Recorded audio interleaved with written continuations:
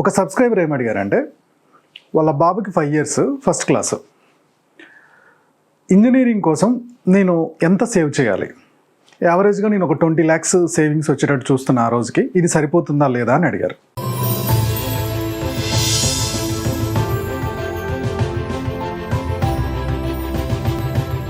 Hello friends, welcome to money మంత్ర. నేను మీ రామకృష్ణ. మనం రోజు లైఫ్కి సంబంధించి, ఫైనాన్స్కి సంబంధించి, డైరెక్ట్ సెల్లింగ్ సంబంధించి చాలా టాపిక్స్ మాట్లాడుకుంటాం కదా. ఈరోజు ఫైనాన్స్కి సంబంధించి, ముఖ్యంగా ఇన్వెస్ట్మెంట్కి సంబంధించి మన సబ్స్క్రైబర్స్ కొంతమంది అడిగిన క్వశ్చన్స్కి ఆన్సర్స్ తీసుకుందాం. ఈ వీడియో మనకి స్పాన్సర్ చేస్తున్నవారు పేటిఎం మనీ యాప్.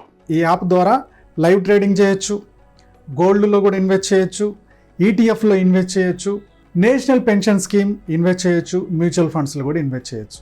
ఒక సబ్స్క్రైబర్ ఏమడిగారంటే వాళ్ళ బాబుకి 5 years ఫస్ట్ క్లాసు, ఇంజనీరింగ్ కోసం నేను ఎంత సేవ్ చేయాలి, యావరేజ్గా నేను ఒక 20 lakhs సేవింగ్స్ వచ్చేటట్టు చూస్తున్నా ఆ రోజుకి, ఇది సరిపోతుందా లేదా అని అడిగారు. అలాగే పిల్లల ఎడ్యుకేషన్కి మనం ఎక్కడెక్కడ సేవ్ చేస్తే మనం అనుకున్న కార్పస్ అనేది వర్కౌట్ అవుతుందనేది చూద్దాం. పిల్లల ఎడ్యుకేషన్కి ఇన్వెస్ట్మెంట్ కోసం మనం ఇప్పుడు 3 steps వెళ్దాం బాస్. ఫస్ట్ స్టెప్ 1 వచ్చేసి ఈ రోజున ఇంజనీరింగ్కి ఎంత ఖర్చు అవుతుంది అనేది చూద్దాం. ప్రైవేట్ కాలేజీల్లో అయితే, క్యాంపస్ ఇంటర్వ్యూస్ ఉన్న మంచి కాలేజీల్లో అయితే, ఒకవేళ ఫ్రీ సీట్ రాకపోతే, పేమెంట్ సీట్ అయితే దాదాపుగా సంవత్సరానికి 5 లక్షలు అవుతుంది బాస్. సంవత్సరానికి 5 లక్షలు. ఓకే, సో 4 సంవత్సరాలు కలిపి 20 lakhs. ఈ రోజునున్న ఖర్చు 20 lakhs. నేను ముందు ప్రైవేట్ కాలేజ్ గురించి మాట్లాడుతున్నా. ఇప్పుడు ఈ 5 years బాబు, ఫస్ట్ క్లాస్లో ఉన్న బాబుకి అయితే అతను ఇంజనీరింగ్కి వచ్చేవరకు ఎంత టైం పడుతుంది అనేది చూద్దాం. నేను క్యాల్కులేటర్ తీస్తున్నాను. ఓకే, 10th క్లాస్ అయిపోయే వరకు 14-15 years అవుతుంది. సో ఇంటర్ 2 years, 15 yearsకి ఒకవేళ 10th అయిపోతే 17 yearsకి ఇంటర్ అయిపోతుంది. ఓకే, సో 17 and half 18కి వాళ్ళు హైయర్ ఎడ్యుకేషన్కి ఎంటర్ అవుతారు, ఇంజనీరింగ్కి ఎంటర్ అవుతారు అనుకుందాం. నేను 18 yearsకి లెక్కేస్తాను, కొద్దిగా అటు ఇటు అవుతుంది కాబట్టి నేను 18 yearsకి ఇంజనీరింగ్కి ఎంటర్ అవ్వడం లెక్కేస్తున్నా. సో ఇంజనీరింగ్ ఎప్పుడు ఎంటర్ అవుతాడు ఈ బాబు? 18 years. ఇప్పుడు ఏజ్ ఎంత? 5 years. సో ఇతనికి ఇంజనీరింగ్ రావడానికి ఇంకెంత టైం ఉంది? 13 సంవత్సరాల టైం ఉంది. సో ఇప్పుడు ఈ ఫస్ట్ క్లాస్ చదువుతున్న ఈ 5 సంవత్సరాల బాబు 13 సంవత్సరాల్లో ఇంజనీరింగ్కి వస్తాడు. ఈ 13 సంవత్సరాల్లో ఎంత ఇన్వెస్ట్ చేస్తే ఆ రోజు అతనికి ఇంజనీరింగ్కి ఫీజు రెడీ చేసుకోవచ్చు అనే పాయింట్ మనం తెలుసుకుంటున్నాం. ఓకే, సో ఇప్పుడు మనకు ఒక పాయింట్ తెలిసింది, ఇతనికి ఎన్ని సంవత్సరాలు ఇన్వెస్ట్ చేయాలి? 13 సంవత్సరాలు. మనకి ఇన్ఫ్లేషన్ అనేది ఒకటి ఉంది. ఎడ్యుకేషన్లో ఇన్ఫ్లేషన్ 10-12, మామూలుగా ఇన్ఫ్లేషన్ 6-7% పెరుగుతుంది, ధరలు పెరగడం అనేది. కానీ ఫీజులు పెరగడం అనేది 10-12% పెంచుతున్నారు. సరే, నేను 10% తీసుకుంటున్నాను. ఓకేనా? సో ఇన్ఫ్లేషన్ 10% అంటే గూగుల్లోకి వచ్చి ఇన్ఫ్లేషన్ క్యాల్కులేటర్ అనేది ఓపెన్ చేయండి. గూగుల్లో ఇన్ఫ్లేషన్ క్యాల్కులేటర్. ఫస్ట్ క్లాస్లో తనకి 30,000 ఫీజు ఉందనుకోండి, సెకండ్ క్లాస్కి వచ్చేవరకు దాని మీద 10%, అంటే ఈ 30,000 మీద 10% పెంచున్నారు, అంటే 33,000. థర్డ్ క్లాస్కి వచ్చే వాళ్ళకి 36,000 చేంజ్. ఇలా ఎవ్రీ ఇయర్ పెంచుకుంటూ పోతున్నారు. ఈవెన్ ఇంజనీరింగ్ అయినా, హైయర్ ఎడ్యుకేషన్ అయినా, ఏదైనా అంతే జరుగుతుంది. సో ఈ రోజున 20 లక్షలు ఉన్నాయి ఈ ఫీజు. 10% ఇన్ఫ్లేషన్ చొప్పున బాబుకి ఇంకా హైయర్ ఎడ్యుకేషన్ రావడానికి ఎన్ని ఇయర్స్ ఉందనుకున్నాం? ఇందాక లెక్కేస్తే 13 years ఉంది. సో 13 yearsకి ఉంటే ఈ రోజున్న 20 లక్షలు బాబు చేతికి వచ్చేవరకు 69 lakhs అవుతుందండి. ఈ రోజున్న 20 lakhs బాబు చేతికి వచ్చేవరకు ఎంత అవుతుంది? 69 lakhs అవుతుంది. సో ఈ 69 lakhsని మనం ఇన్వెస్ట్ చేసుకోవాలి. 69 lakhsని ఇన్వెస్ట్ చేసుకోవాలి. సో దేంట్లో ఇన్వెస్ట్ చేసుకుంటే ఈ 69 lakhs వస్తుంది అనేది మనం స్టెప్ బై స్టెప్ చూద్దాం. సో పిల్లల ఎడ్యుకేషన్కి మనం ఎక్కడెక్కడ సేవ్ చేయొచ్చు? ఫస్ట్ ఆఫ్ ఆల్ గవర్నమెంట్ వాటిలలో అయితే పబ్లిక్ ప్రావిడెంట్ ఫండ్, అబ్బాయిలు అయితే public provident fund 15 years locking period ఉంటుంది. ఆ తర్వాత వచ్చేసి యూలిప్ ఫండ్స్, అంటే ఇన్సూరెన్సే, బట్ ఇన్సూరెన్స్ని కొన్ని ఫండ్స్లో పెడతారనమాట. తర్వాత వచ్చేసి index mutual funds. Okay, Sukanya Samriddhi Yojana అంటారు. ఆడపిల్లల మ్యారేజ్కి 21 years లాకింగ్ పీరియడ్ ఉంటుంది. అది ఎడ్యుకేషన్కి సెట్ అవ్వకపోవచ్చు, అందుకని నేను దాన్ని తీసుకోవట్లా. 4వది వచ్చేసి గోల్డ్ ఇన్వెస్ట్మెంట్, గోల్డ్ కాయిన్స్ రూపంలో అనుకుందాం. ఓకే, ఈ 4 నేను ఎంత జరుగుతుంది అనేది చెప్తాను. ఫస్ట్ నేను ఇండెక్స్ ఫండ్స్ని తీసుకుంటున్నాను. ఇండెక్స్ ఫండ్స్లో యావరేజ్గా 12-14% రిటర్న్ ఇస్తుంది. సో మనం 12% తీసుకుందాం. ఇతనికి 69 lakhs కావాలి కదా ఈ బాబుకి. ఇప్పుడు 5 years ఉన్న బాబు ఫస్ట్ క్లాస్ చదువుతున్నాడు. అతను ఇంజనీరింగ్కి రావడానికి దాదాపుగా 13 సంవత్సరాల టైం ఉంది. సో అతను వాళ్ళ డాడీ జస్ట్ 20 lakhs సేవ్ చేస్తున్నాడు, కానీ 69 lakhs కావాలంటే 70 lakhs కావాలి దాదాపుగా. కానీ ఇక్కడ 20 lakhs. సో అది డెఫిషియన్సీ అవుతుంది. ఆ రోజు పిల్లల ఎడ్యుకేషన్కి మళ్ళీ ఎక్కడో ఒక్కడ లోన్ తీసుకోవడమో ఏదైనా ప్రాపర్టీ అమ్మడమో చేయాల్సి వస్తుంది. దానికన్నా ముందే ప్లాన్ చేసుకుంటే బాగుంటుంది. కాబట్టి ఫస్ట్ నేను ఇండెక్స్ ఫండ్స్కి వెళ్తున్నాను. ఈ అబ్బాయి కోసం మంత్లీ కనుక ఒక 20,000 కనుక ఇన్వెస్ట్ చేస్తే 12% రేట్ ఆఫ్ ఇంట్రెస్ట్ చొప్పున 13 years కనుక మనం ఇన్వెస్ట్ చేస్తే అంతా కలిపి మనం ఇన్వెస్ట్ చేసింది 31,000, రిటర్న్స్ వచ్చింది 4398, 44 అనుకుందాం. సో మొత్తం 75 lakhs వస్తుంది. ఈ 75 lakhsలో ఒక 10% ట్యాక్స్ తీసేద్దాం. 67.5 lakhs మన దగ్గర లంసమ్ ఉంటుంది. ట్యాక్స్ పోను కూడా 67.75. ఇది ఒకవేళ ప్రైవేట్ కాలేజీలో తనకు సీట్ వస్తాయి. రెండోది ఇప్పుడు PPF, public provident fund. So public provident fund 15 years locking period ఉంటుంది. మధ్యలో మీరు తీసుకోవడానికి లేదనుకుందాం. సో ఇక్కడ నేను లాకింగ్ పీరియడ్ 15 yearsకి వెళ్తున్నాను. ఫస్ట్ 2 years మీరు ఎక్కడైనా మేనేజ్ చేసుకుంటారు. తర్వాత పీపీఎఫ్లో వచ్చిన డబ్బుల్ని మీరు బయట తెచ్చుకున్న వాటిని ఇచ్చేస్తారు. కానీ రేట్ ఆఫ్ ఇంట్రెస్ట్ ఎంత? 7.1%. గవర్నమెంట్ సెక్యూరిటీ కదా. సో చాలామంది గవర్నమెంట్ సెక్యూరిటీ కోసమే చూస్తాం. 20,000 కనుక ఇన్వెస్ట్ చేస్తే పీపీఎఫ్లో, పబ్లిక్ ప్రావిడెంట్ ఫండ్లో 7.1% రేట్ ఆఫ్ ఇంట్రెస్ట్ చొప్పున 15 years వరకు కనుక మీరు చేస్తే మీకు వచ్చేది ఎంత? 64.32. మనకు కావాల్సింది ఎంత? 69.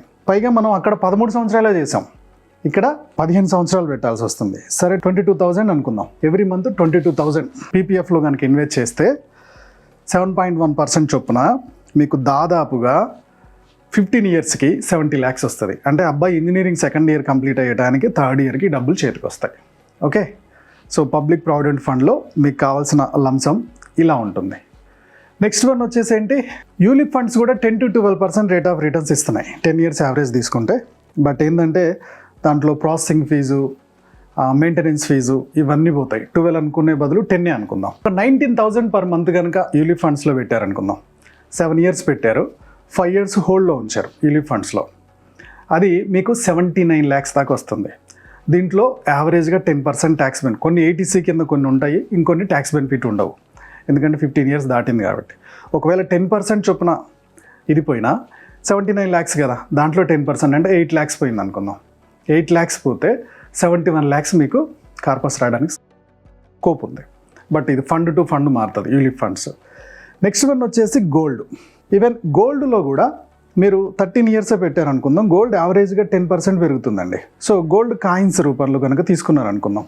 ఈ తరుగు ఇదేమీ లేకుండా కాయిన్స్ రూపంలో ఇన్వెస్ట్ చేస్తున్నారు. Every month gold coin 22,000 worth ఉండే గోల్డ్ కాయిన్స్ కనుక మీరు ఎవ్రీ మంత్ తీసుకుంటూ ఉంటే 13 years కనుక తీసుకుంటే, సో మీ బాబు చేతికి వచ్చేవరకు ఇప్పుడు పెరుగుతున్న రేటు ప్రకారం ఆ రోజుకి అది 70 lakhs అయ్యే ఛాన్స్ ఉంది. సో ఇప్పుడు మనం ఏమేం చూసాం? ఫస్ట్ 5 సంవత్సరాల బాబుకి హయ్యర్ ఎడ్యుకేషన్కి రావడానికి ఎంత టైం ఉంది? 13 సంవత్సరాలు ఉంది. సో ఈ రోజున ప్రైవేట్ కాలేజీల్లో హయ్యర్ ఎడ్యుకేషన్ మంచి ఇంజనీరింగ్కి ఎంత ఉంది? 20 lakhs ఉంది. సో బాబు చేతికి వచ్చేవరకు ఈ 13 సంవత్సరాల్లో అది 69 lakhs, 70 lakhs అవుతుంది. సో ఇప్పుడు మ్యూచువల్ ఫండ్లో అయితే 13 సంవత్సరాలకి ఎంత ఇన్వెస్ట్ చేయాలి? గోల్డ్ అయితే నెలకి 22,000 ఇన్వెస్ట్ చేయాలి. ఎవ్రీ మంత్ 22,000 పీపీఎఫ్లో ఎంత ఇన్వెస్ట్ చేయాలి, అలాగే యూలిప్ ఫండ్స్లో ఎంత ఇన్వెస్ట్ చేయాలనేది మీకు క్లియర్గా చూపించాను. లేదు సార్ మా బాబు బాగా చదువుతాడు, వాడికి ఫ్రీ సీట్ వచ్చింది ఎన్ఐటీలో కానీ ఐఐటీలో కానీ సెంట్రల్ గవర్నమెంట్ త్రిబుల్ ఐటీలో ఉంటే వాటిలో కానీ ఫ్రీ సీట్ వచ్చింది. సో అప్పుడు ఏంటి పరిస్థితి అంటే, ఫ్రీ సీట్ వచ్చినా సరే వీళ్ళకి ట్యూషన్ ఫీజు అనేది ప్రతి సంవత్సరం ఉంటుంది. వాళ్ళ ఫైనాన్షియల్ స్టేటస్ని బట్టి 80% ఫైనాన్షియల్ స్టేటస్ని బట్టే వస్తుంది. కాబట్టి సో 1,00,000 రూపాయలు ట్యూషన్ ఫీజు అనుకుందాం, 1 lakh tuition fees for year. ఇది కాకుండా హాస్టల్కి every year 30,000 hostel fees, mess fees కట్టాల్సిందే. అదొక 60,000, 160 అవుతుంది. ఇన్ కేస్ అబ్బాయికి ఏ హిమాచల్ ప్రదేశ్లోనో లేకపోతే ఉత్తరాఖండ్లోనో సీట్ వచ్చింది అనుకుందాం, ట్రాన్స్పోర్ట్ ఖర్చు ఉంటుంది. 10,000 పోవడం, 10,000 రావడం, ఇలా సంవత్సరానికి 40,000 తనకి ఫ్లైట్ ఖర్చులు అవుతున్నాయి. ఇప్పటికి ఎంత అయింది? 2 lakhs అయింది. అతని ఖర్చులకి ఒక మంత్లీ ఒక 2,000 వేసుకుందాం. సో ఒక 10 months కదా, అదొక 20,000, 2,20,000 per year. ఇలా 4 సంవత్సరాలకి ఎంత? 9 లక్షలు వేసుకుందాం. సరే చిల్లరగా మొత్తం గవర్నమెంట్ ఎడ్యుకేషన్ వచ్చినా 10 lakhs ఖర్చు అవుతుంది బస్. మంచిగా చదువుతున్నా సరే గవర్నమెంట్లో సీట్ వచ్చినా 10 lakhs అవుతుంది. ఓకే, ఇప్పుడు ఈ 10 lakhs రావడానికి ఒకవేళ మనం ఎంత సేవ్ చేసుకోవాలి అనే ఆప్షన్ ఇప్పుడు చూద్దాం. ఫస్ట్ ఏం చేద్దాం? ఇండెక్స్ మ్యూచువల్ ఫండ్లోకి వెళ్దాం. సో ఇండెక్స్ మ్యూచువల్ ఫండ్లో మనకి 13 years టైం ఉంది. రేట్ ఆఫ్ ఇంట్రెస్ట్ వచ్చేసి 12% వేస్తున్నాం మనం. మంత్లీ మినిమం ఒక 5,000 ఇన్వెస్ట్ చేయండి. మంత్లీ 5,000 ఇన్వెస్ట్ చేస్తే దాదాపుగా అది 19 lakhs అవుతుంది. 18.79 దాదాపుగా 19 lakhs వేసుకుందాం. దాంట్లో 1.5 లేదా 2 lakhs ట్యాక్స్ పైన 17 lakhs ఉంటుంది. సో పిల్లోడికి కొంచెం కంఫర్ట్గా మీరు చదివించుకోవడానికి స్కోప్ ఉంటుంది ఇండెక్స్ ఫండ్స్లో. Next PPF, public provident fund. Public provident fund ఎన్ని ఇయర్స్ పెట్టాల్సింది? బాబు 2nd year అయిపోయినంత తర్వాత కానీ ఇది మనం పూర్తిగా విత్డ్రా చేయలేం, లేదా సగం సగం విత్డ్రా చేయొచ్చు. So public provident fund rate of interest 7.1%. Okay, ఇదే 5,000 కనుక మీరు ఇన్వెస్ట్ చేసుకుంటా వస్తే దాదాపుగా 16 lakhs అవుతుంది 15 yearsకి. ఓకే, సో పిల్లోడి ఎడ్యుకేషన్కి ఇది చాలా హెల్ప్ అవుతుంది. లేదు గోల్డ్ కాయిన్స్. సో 5,000 చొప్పున gold coin 10% rate of interest. So gold coins మీరు 13 years 5,000 చొప్పున చేసిన 16 lakhs అవుతుంది బాస్. ఈవెన్ యూలిప్లో కూడా అంతే, 10% అనుకుంటున్నాం కదా యూలిప్లో కూడా. యూలిప్ ఇన్సూరెన్స్ సో 10 lakhs దాకా వస్తుంది. కాబట్టి యూలిప్లో ఏంటంటే ప్రాసెసింగ్లు, ట్యాక్స్లు ఇవన్నీ పోను మీకు కొద్దిగా తక్కువ వస్తుంది. సో ఈ రోజున గవర్నమెంట్ సీట్ వస్తే పిల్లడి ఎడ్యుకేషన్కి, హైయర్ ఎడ్యుకేషన్కి ఎంత అవసరం అవుతుంది, పేమెంట్ సీట్ వస్తే ఎంత అవసరం అవుతుంది అనే క్యాలిక్యులేషన్స్ మీకు చేసి చూపించా. ఇంకా మీకు ఎగ్జాక్ట్ ఫిగర్ కావాలి, మీ పిల్లోడు 6th class 7th class ఉన్నాడు, ఎగ్జాక్ట్ ఫిగర్ కావాలి అనుకుంటే నేను నెలలో 2 సార్లు ఫైనాన్షియల్ ప్లానింగ్ వర్క్షాప్ చేస్తూ ఉంటా. ఆ వర్క్షాప్లో లాగిన్ అవ్వండి. ఆ పర్ఫెక్ట్ ఆన్సర్ మీకు ప్రతిదీ కూడా మీ హైయర్ ఎడ్యుకేషన్ కోసం, పిల్లల మ్యారేజ్ కోసం, మీ రిటైర్మెంట్ కోసం, ఒకవేళ ఇల్లు తీసుకోవాలనుకుంటే ఎంత ప్లాన్ చేసుకోవాలి, ఇవన్నీ కూడా ప్రతిదీ మీకు క్యాలిక్యులేట్ చేసి మీ షీట్ మీకు ఇవ్వడం జరుగుతుంది. ఓకే ఫ్రెండ్స్, ఈ వీడియో మీకు నచ్చింది అనుకుంటున్నాను. నచ్చినట్టయితే కామెంట్ చేయండి. సో ఈ వీడియోని షేర్ చేయడం మర్చిపోకండి. మా యూట్యూబ్ ఛానల్ చూస్తున్న మా వ్యూవర్స్ అండ్ సబ్స్క్రైబర్స్ లైఫ్లో ఎప్పుడు కూడా గొప్పగా స్థిరపడాలని కోరుకోవడంలో మా మనీ మంత్రం ముందుంటుంది. Go self made.